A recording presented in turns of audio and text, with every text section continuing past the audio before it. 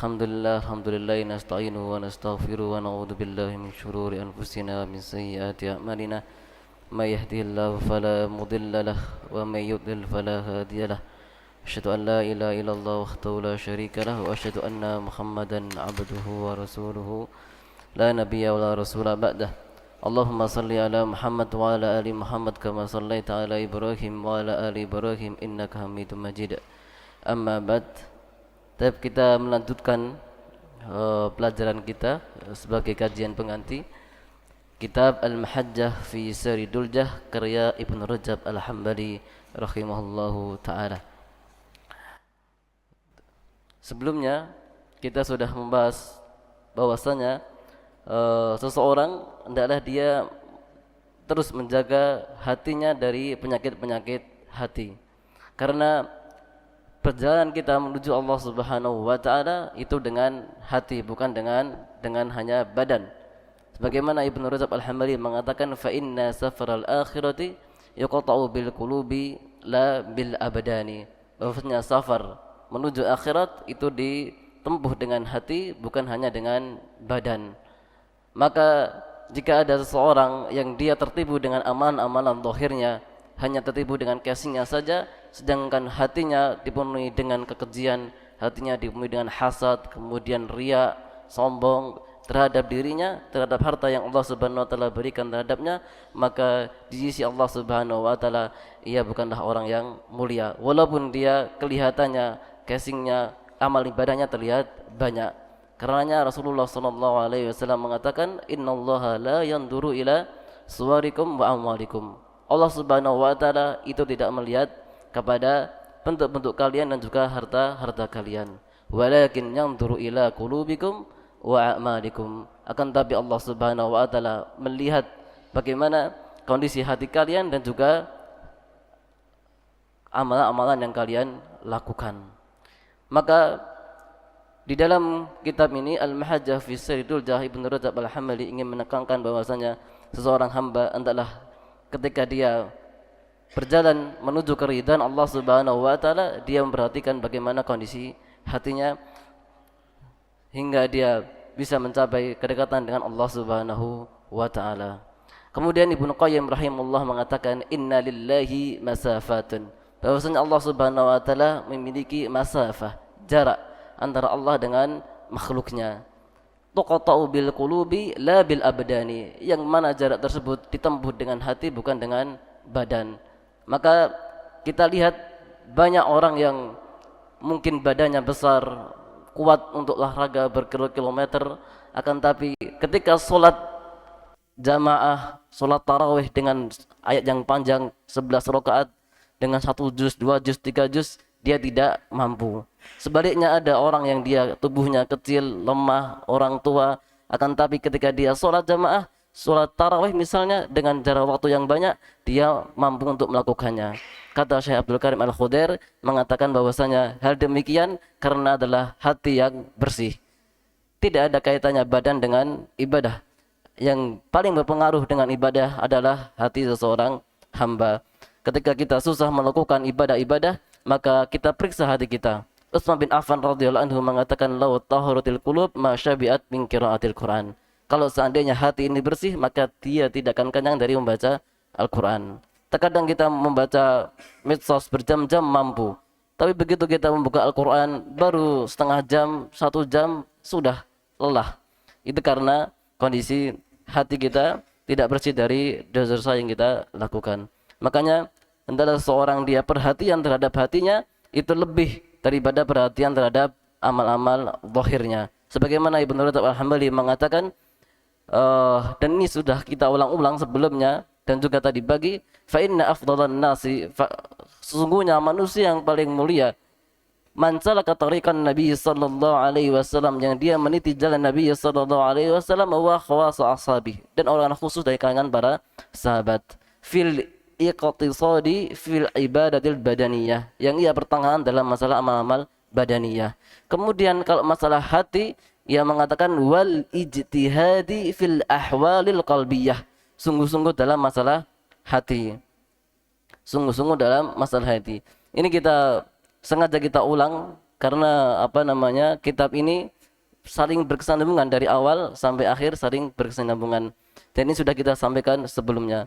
Kemudian tadi pagi kita telah menyampaikan bahwasanya seseorang untuk mencapai kedekatan dengan Allah Subhanahu wa taala ada dua jenis, yaitu kedekatan duniawi dan kedekatan al-ukhrawi. Al-wusul ilallahi naw'ani, yaitu mencapai kedekatan dengan Allah Subhanahu wa taala dua macam. Ahaduhuma fid dunya wa tsani fil akhirah. Fa ammal wusulu dunyani fal muradu bihi annal quluba tasilu ila ma'rifatihi. Kedekatan dengan Allah Subhanahu wa taala ketika di dunia, bahwasanya hati ini mengetahui tentang hakikat Allah Subhanahu wa taala, mengetahui hukum-hukum Allah Subhanahu wa taala, mengetahui agama Allah Subhanahu wa taala. Ini adalah bentuk kedekatan seorang hamba dengan Allah Subhanahu wa taala. Dan ini sudah kita sampaikan tadi pagi. Kemudian Ibnu Rajab Al-Hambali mengatakan wa ammal wusulul ukhrawi, adapun kedekatan kepada Allah Subhanahu wa taala nanti di akhirat adalah dia ketika dia memasuki jannah. Itu adalah kedekatan seseorang kepada Allah Subhanahu wa taala. Kemudian Ibnu Rajab Al-Hambali mengatakan walakinnahum fi darajatiha mutafawitun. Akan tapi orang-orang yang dekat dengan Allah Subhanahu wa taala nanti di jannah itu derajatnya berbeda-beda. Ada yang derajatnya paling atas, ada yang pertengahan, kemudian ada yang paling bawah. Itu semua tergantung dengan kedekatan hati mereka ketika di dunia kepada Allah Subhanahu wa taala. Kalau di dunia Allah Subhanahu wa taala mengatakan kullan numiddu haula'i wa haula'i min ata'i rabbik wa ma kana ata'u rabbika mahdzura. Allah Subhanahu wa taala mengatakan bahwasanya di dunia ini semuanya dibeli harta oleh Allah Subhanahu wa taala.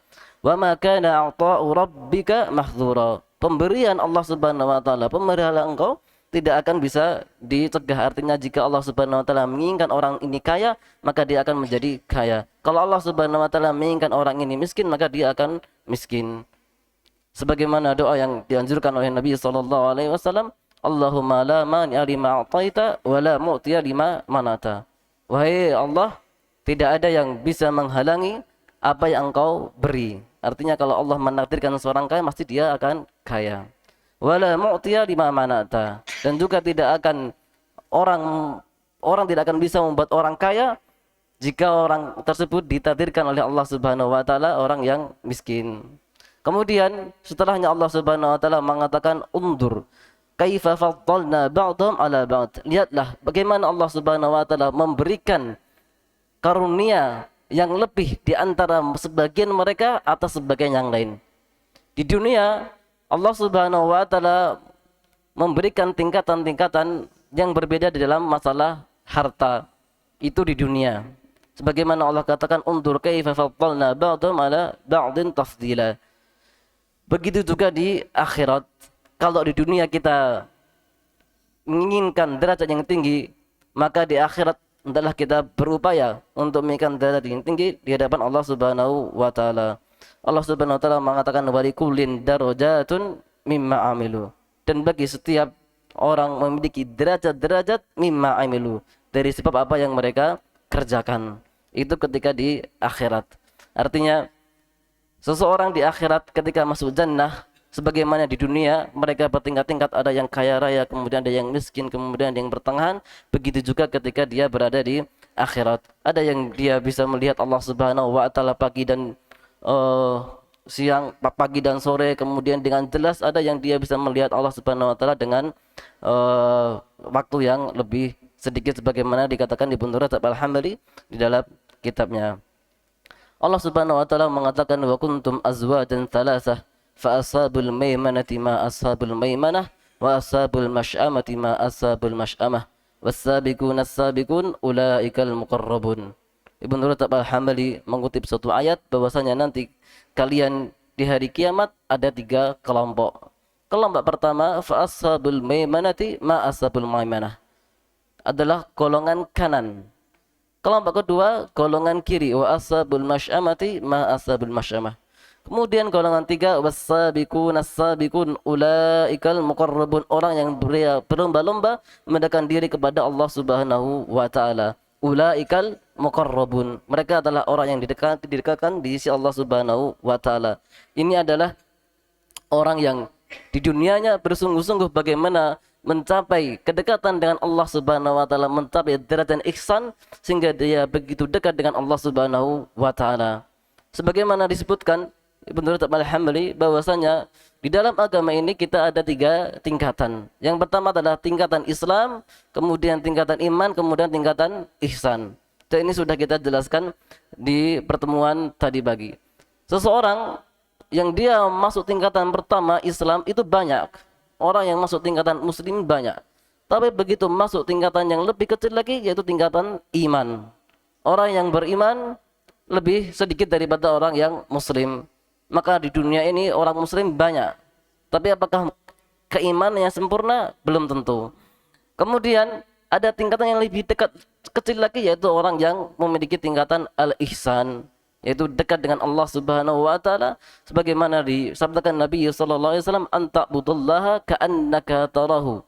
Engkau menyembah Allah seakan-akan engkau melihat Allah Subhanahu wa taala. Fa in lam takun tarahu fa innahu yaraka. Jika engkau tidak melihat Allah Subhanahu wa taala, maka sungguhnya Allah Subhanahu wa taala melihat engkau. Ini tingkatan yang paling tinggi di dalam agama ini, yaitu tingkat ihsan. Dan sebagaimana yang sudah ketahui bahwasanya semakin tinggi tingkatannya maka semakin sedikit orang yang mencapai tingkatan al-ihsan. Maka di dunia kita berlomba-lomba bagaimana supaya kita sampai tingkatan ihsan itu dekat dengan Allah Subhanahu wa taala dengan memperhatikan bagaimana kondisi hati kita di hadapan Allah Subhanahu wa taala. Banyak orang yang dia zahirnya mengikuti sunnah, kemudian amalnya banyak, ibadahnya banyak, akan tapi hatinya dipenuhi dengan rasa hasad, dengki dan lain sebagainya kepada sesama kaum muslimin karena mereka tidak memperhatikan masalah kondisi hatinya. Kemudian di sini disebutkan bahwasanya seseorang yang dia mendapatkan darajatul ihsan sampai dia meninggal, maka dia akan masuk jannah dan dia akan mendapatkan karunia berupa melihat Allah Subhanahu wa taala. Karunia melihat Allah Subhanahu wa taala ini umum untuk seluruh kaum muslimin, akan tapi nanti di jannah bagaimana ia melihat Allah Subhanahu wa taala berbeda tingkatan-tingkatannya. Ibnu Rajab Al-Hambali menukilkan dalam kitabnya, wa fil hadis sahih idza dakhala ahlul jannati jannata nada munadin ahlal jannah inna lakum indallahi mau'idan yuridu ay yunjizukumuhu. Jika ahlu jannah masuk jannah, maka penyeru akan mengatakan, wahai ahlu jannah, sesungguhnya bagi kalian di sisi Allah Subhanahu wa taala ada suatu janji yang Allah Subhanahu wa taala ingin menunaikan untuk kalian. Fayaquluna, kemudian mereka mengatakan, ma huwa, apa itu? Alam yubayyid wujuhana, bukankah Allah Subhanahu wa taala telah membuat wajah kita putih, artinya berseri-seri, senang karena dimasukkan ke dalam jannah. Alam yusakil mawazinana, bukankah Allah Subhanahu wa taala telah membuat timbangan kita berat sehingga masuk jannah. Alam yudakhilnal jannah wa yujirna minan nar, bukankah Allah Subhanahu wa taala telah memasukkan kita ke dalam jannah dan juga menyelamatkan kami dari neraka. Ini adalah karunia yang sangat besar bagi penduduk jannah. Akan tapi Allah Subhanahu wa taala memiliki karunia lain, janji yang Allah Subhanahu wa taala berikan oleh orang-orang yang mereka dekat dengan Allah Subhanahu wa taala. Kemudian fayakshiful hijaba, kemudian dibukalah hijab. Fayanduruna ilaihi, kemudian mereka melihat kepada Allah. Fawallahi, maka demi Allah, ma a'tahumullahu syai'an, tidaklah Allah Subhanahu wa taala memberikan kepada mereka sesuatu pun, huwa ahabbu ilaihim, yang lebih mereka cintai, wala aqarra li'ayunihim, dan tidak lebih menyenangkan untuk mata-mata mereka, minan nadhari ilaihi, dari melihat kepadanya, wahya az-ziyadah, dan dia adalah yang dimaksud dengan az-ziyadah pada ayat lilladzina ahsanul husna wa ziyadah, bagi orang-orang yang mereka berbuat baik adalah al-husna, kebaikan, wa ziyadah, dan ziyadah. Kemudian Ibnu Rajab Al-Hambali mengatakan bahwasanya dalam hadis sahih an Jarir Abdullah bin Al-Bajali, innakum satarawna rabbakum yaumal qiyamah, sungguhnya kalian akan lihat pemelihara kalian nanti di hari kiamat. Kama tarawna hadzal qamara lailatal badri, sebagaimana kalian akan melihat bulan ini di malam pertengahan purnama, Lailatul Badri, yaitu di ketika bulan sempurna. la tudamuna fi ru'yatihi, yang kalian tidak dihalangi untuk melihatnya.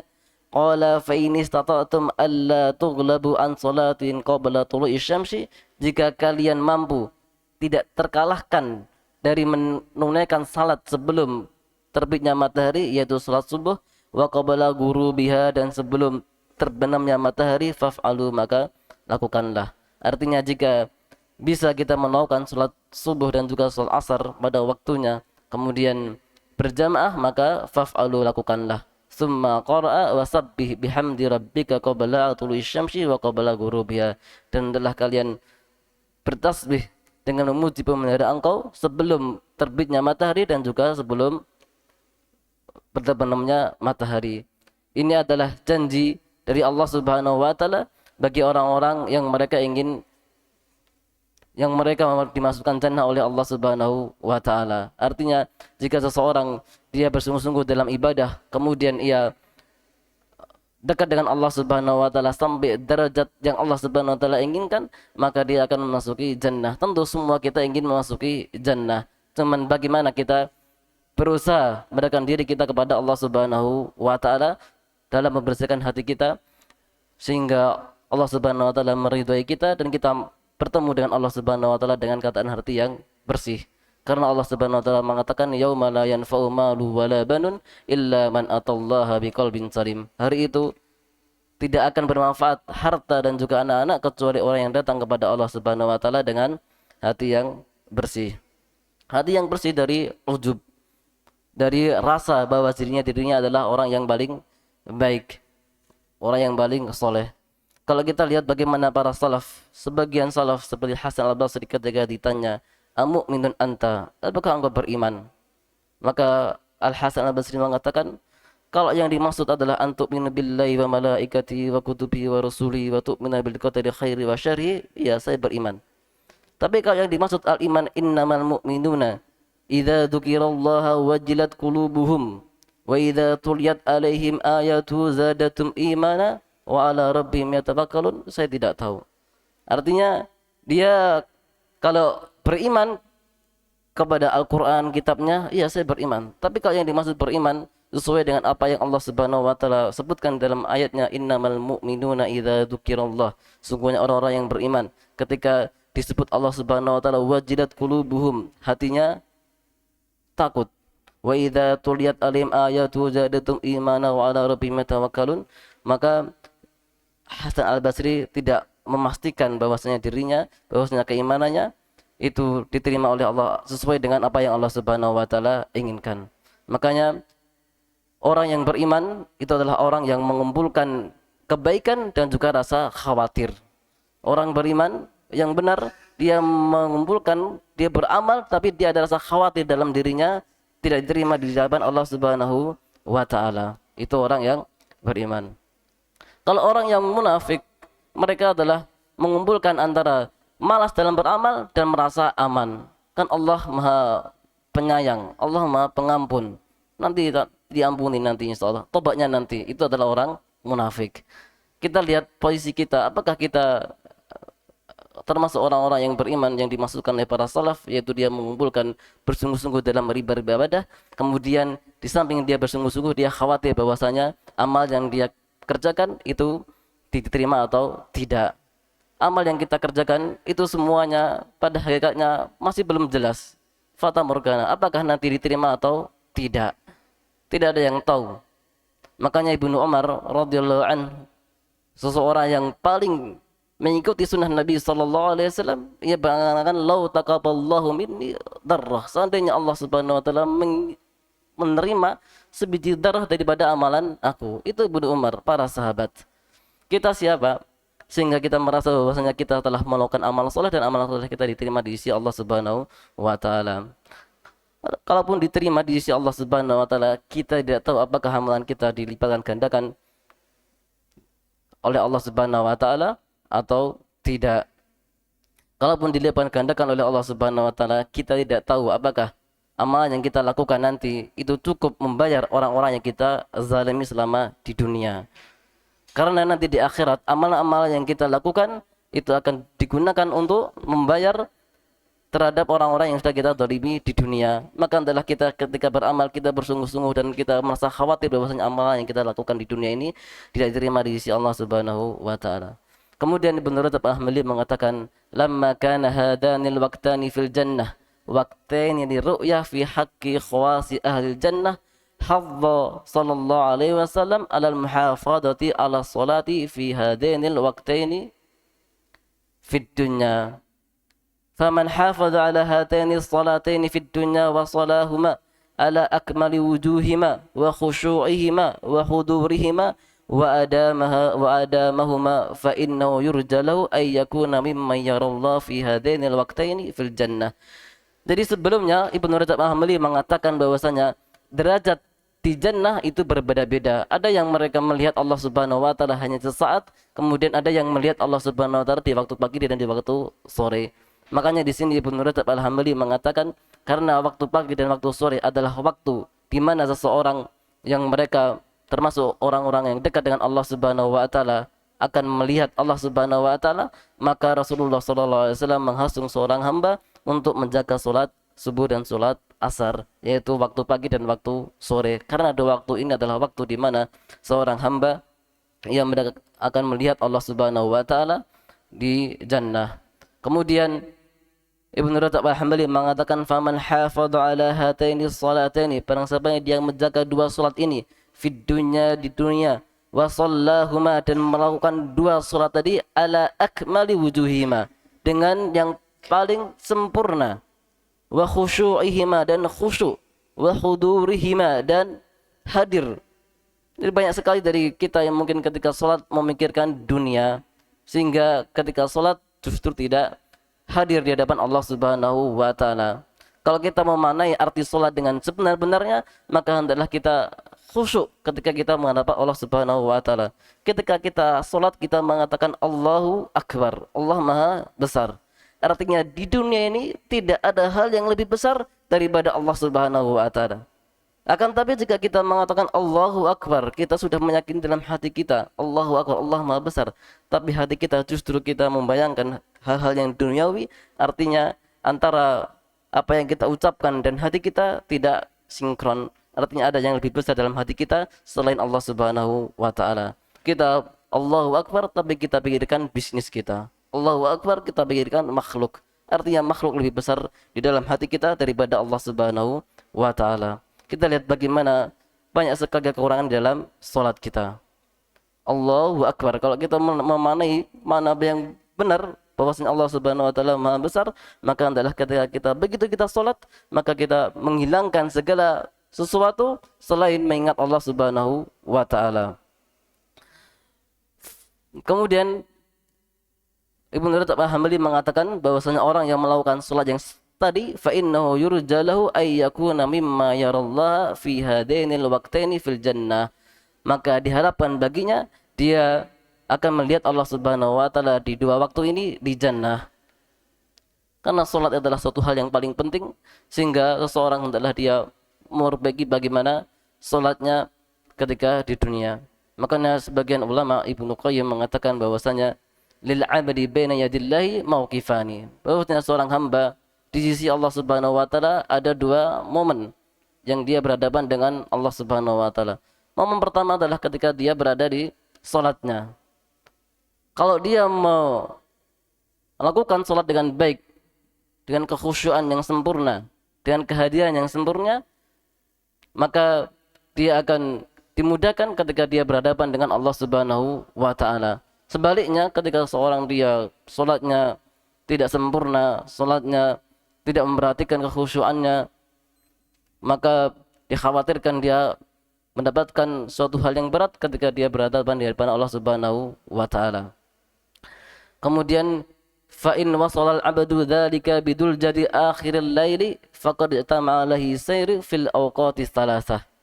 Dan jika dia di dalam menuju keridhaan Allah Subhanahu wa taala menambahkan waktu di akhir malam yaitu salat malam, maka dia telah mengumpulkan tiga jalan, tiga waktu dalam melakukan perjalanan kepada Allah Subhanahu wa taala. Wa hiya ad-duljah, yaitu di akhir malam, wal ghutbatu, dan di sore hari, wa rauhatu, dan wal ghadbatu di pagi hari, war rahatu dan di sore hari.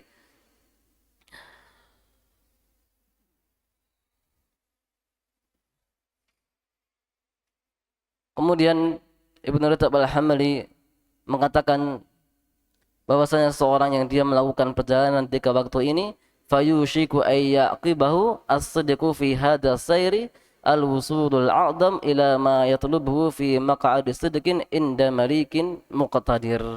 Jika seseorang dia bersungguh-sungguh beribadah kepada Allah Subhanahu wa taala di 3 waktu ini, maka diharapkan dia akan termasuk daripada orang yang jujur, tulus ketika dia melakukan perjalanan di sisi Allah Subhanahu wa taala, sehingga dia mendapatkan tempat yang mulia di hadapan Allah Subhanahu wa taala.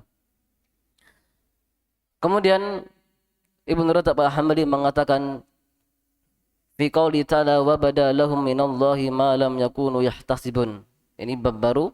Ibnu Rajab Al-Hambali mengatakan bahwasanya dan muncul bagi mereka dari Allah Subhanahu wa taala ma lam yakunu yahtasibun, apa yang tidak mereka yahtasibun, bayangkan. Hadhil ayat ini kanat tashtaddu 'alal khaifina minal 'arifin.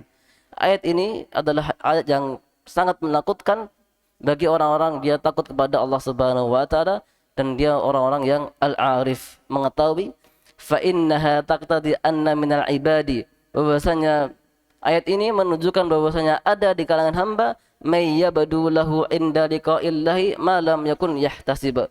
Dia mendapatkan hal-hal yang tidak mereka inginkan ketika dia bertemu dengan Allah Subhanahu wa taala.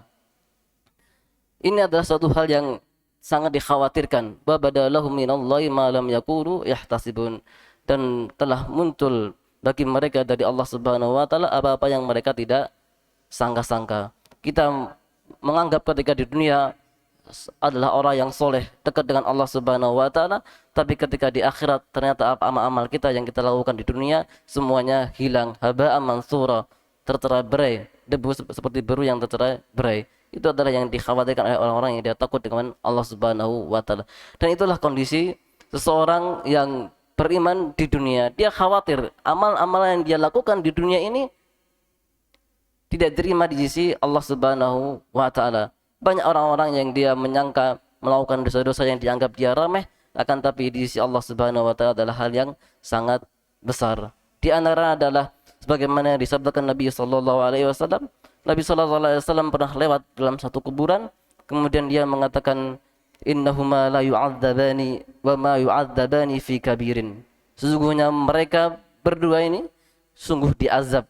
Wa ma yu'adzabani fi kabirin, dan keduanya tidak menganggap bahwasanya apa yang mereka lakukan adalah dosa besar. Tapi ternyata begitu masuk kuburan mereka mendapatkan siksaan dari Allah Subhanahu wa taala. Kemudian Rasulullah SAW menjelaskan amma ahaduhuma fakana yamshi bin namimati. Salah satu keduanya adalah mereka berjalan dengan namimah, mengadu domba. Sedangkan yang lain mereka tidak bersih-bersih dalam bersuci, di dalam bersuci dari kencingnya. Artinya ini mereka berdua ini menganggap bahwasanya itu adalah dosa kecil. Makanya Rasul mengatakan wa ma yu'adzabani likabirin. Mereka tidak disiksa karena dosa besar menurut mereka berdua.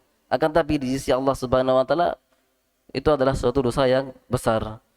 Bahkan di sebagian riwayat fa amma akhatuma fakana yamshi bil ghibati. Salah satu dari keduanya mereka berjalan dengan ghibah. Artinya riwayat lain mengatakan namimah, riwayat lain mengatakan ghibah. Ghibah adalah dosa-dosa besar yang sering dianggap remeh oleh kaum muslimin. Kaum muslimin merasa bahwasanya ghibah adalah dosa kecil, padahal itu adalah dosa yang sangat besar di sisi Allah Subhanahu wa taala. Makanya Sahal bin Abdullah mengatakan inna min akhlaqis siddiqin la yaktabuna wa la yuktabu indahum. Akhlak orang-orang yang jujur keimanannya di sisi Allah Subhanahu wa taala, mereka tidak melakukan ghibah dan juga tidak dilakukan ghibah di sisi mereka. Dan kita harus mendidik diri kita bagaimana supaya kita menjauhi ghibah. Karena ghibah itu adalah suatu hal yang orang-orang menganggap remeh, akan tapi di sisi Allah Subhanahu wa taala itu adalah sangat besar. Sebagaimana Imam Bukhari mengatakan inni arju an alqallah wa la yuhasibuni anni iktabtu ahadadan.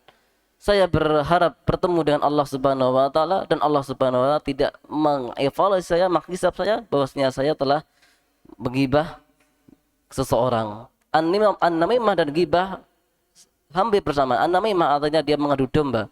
Tentu mengadu domba pasti di dalamnya ada gibahnya. Bahkan di dalam Al-Qur'anul Karim Allah Subhanahu wa taala mengatakan wailul likulli humazatil lumayah. Celakalah bagi al-humazah dan lumazah. Al-humazah sebagian ahli tafsir sebagaimana dinukilkan di dalam kitab At-Tabari tafsirnya Mujahid bahwasanya al-humazah adalah alladzi ya'kulu luhuman nas, orang yang suka makan daging manusia. Ini semua orang-orang menyangkanya adalah hal yang remeh, tapi di hadapan Allah Subhanahu wa taala itu adalah hal yang besar. Dan inilah yang dilakukan oleh orang-orang al-khaifin, orang yang takut dengan Allah Subhanahu wa taala, khawatir bahwasanya dia melakukan dosa-dosa yang dianggap kecil, tapi ternyata di hadapan Allah Subhanahu wa taala itu adalah hal yang besar.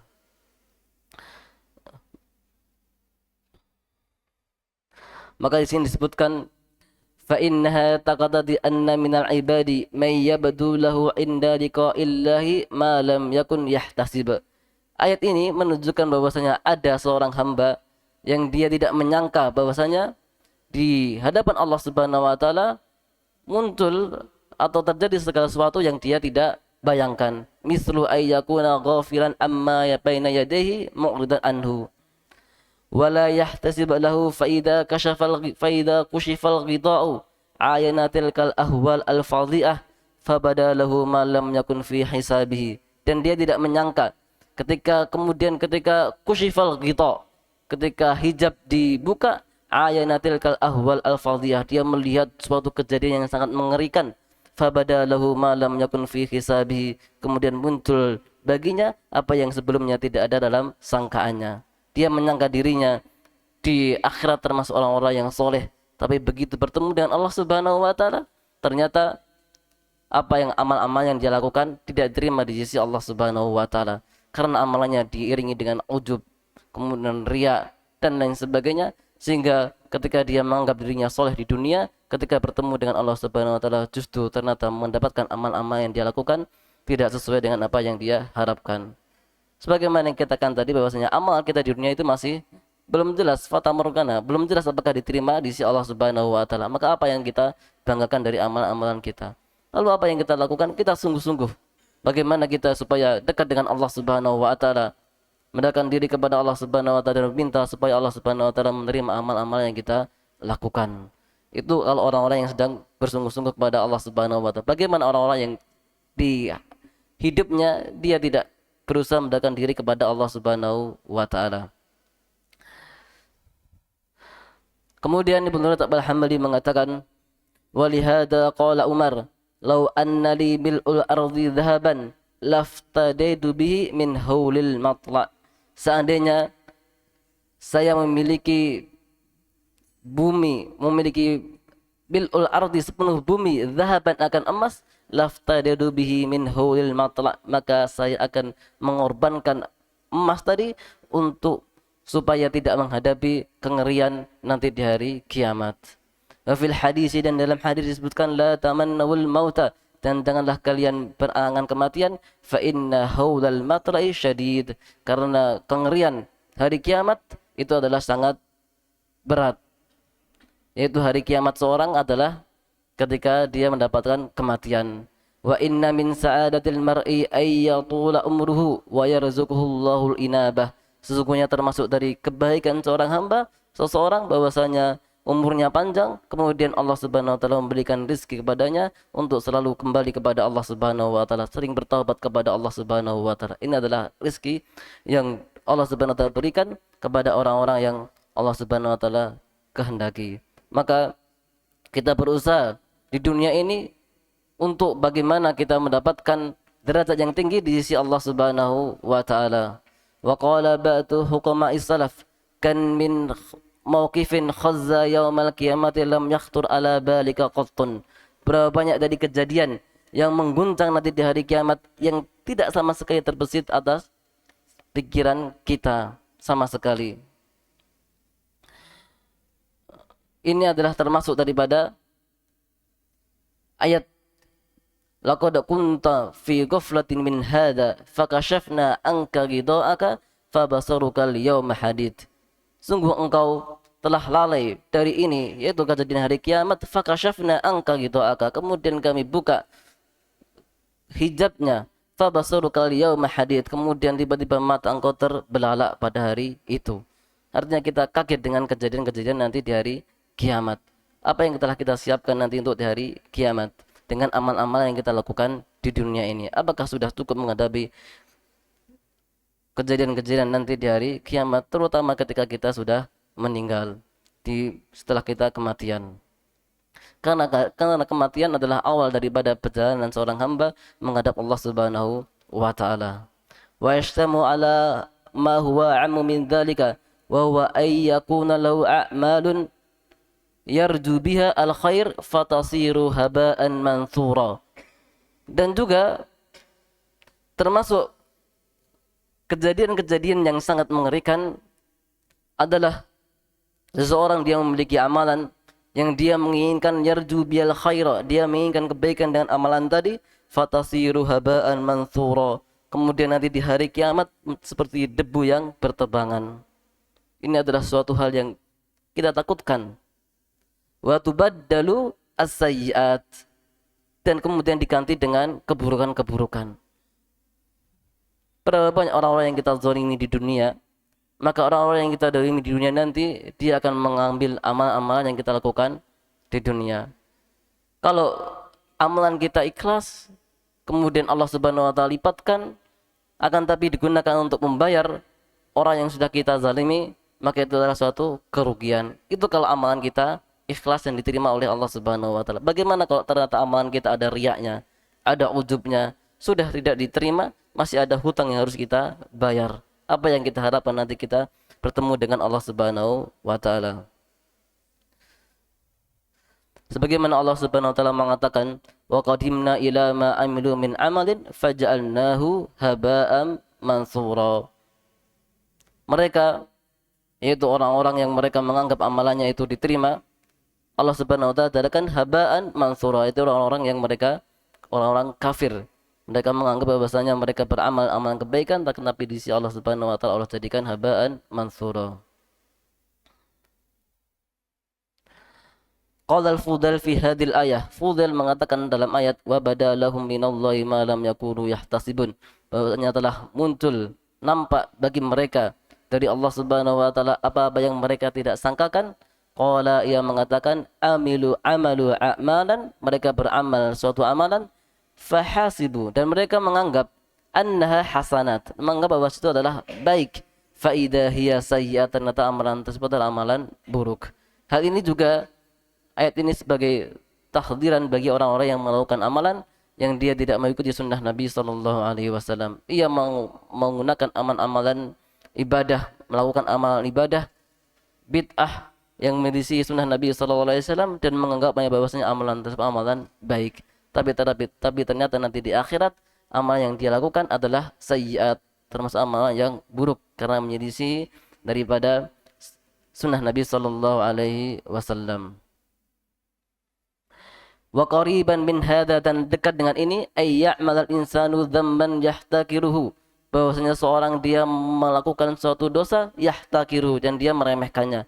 Wa yastahuna bihi, dan dia tidak peduli meremehkan amalan tadi, fayakunu huwa sababu halaki, maka dosa tersebut menjadi sebab daripada kebinasaannya. Kama qala ta'ala wa tahsabunahu hayyinan wa huwa indallahi azim, dan engkau menganggap bahwasanya dosa itu ringan, wa huwa indallahi azim, dan dia di sisi Allah Subhanahu wa taala suatu hal yang sangat besar.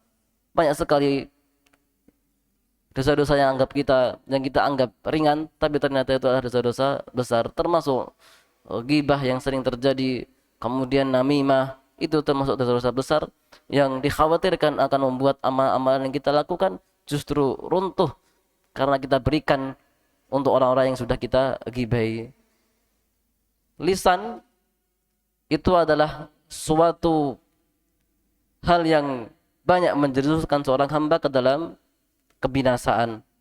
Makanya sebagian ulama Ibnu Qayyim atau Ibnu Jauzi mengatakan bahwasanya hal yang paling susah seseorang bersabar atasnya adalah kemaksiatan lisan. Kemaksiatan lisan hal yang paling susah untuk seorang bersabar atasnya. Naktafi lahuna, aku lihat astaghfirullahaladzim. Assalamualaikum warahmatullahi wabarakatuh.